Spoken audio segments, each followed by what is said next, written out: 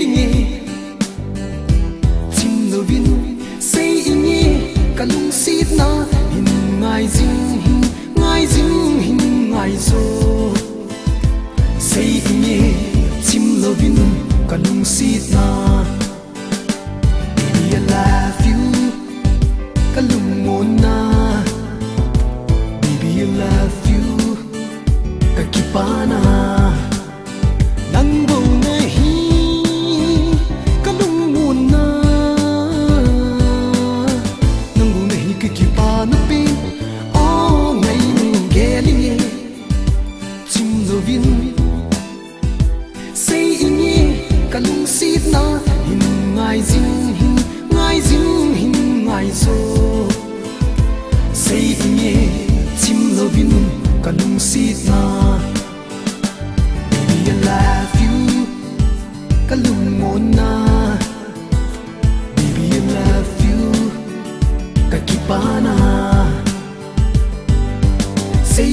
inge hin ngai zo la linge kalung sit na say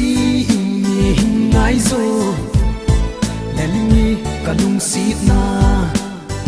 nang bầu na hi kalung mon na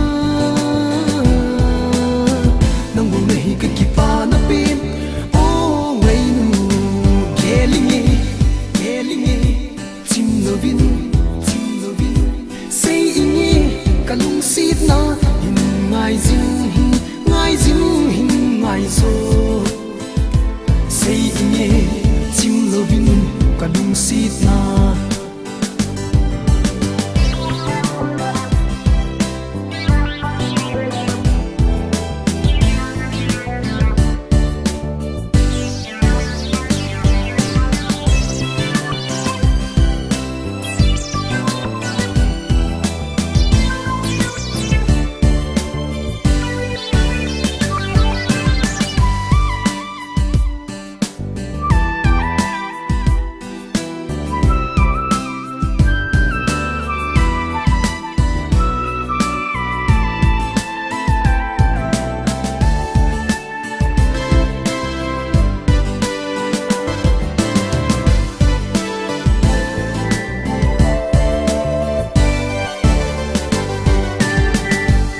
love you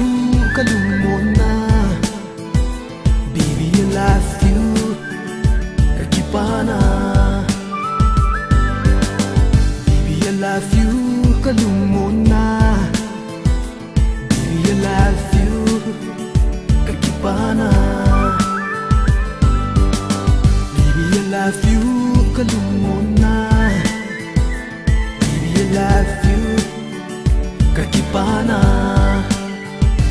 gelinge chim lovin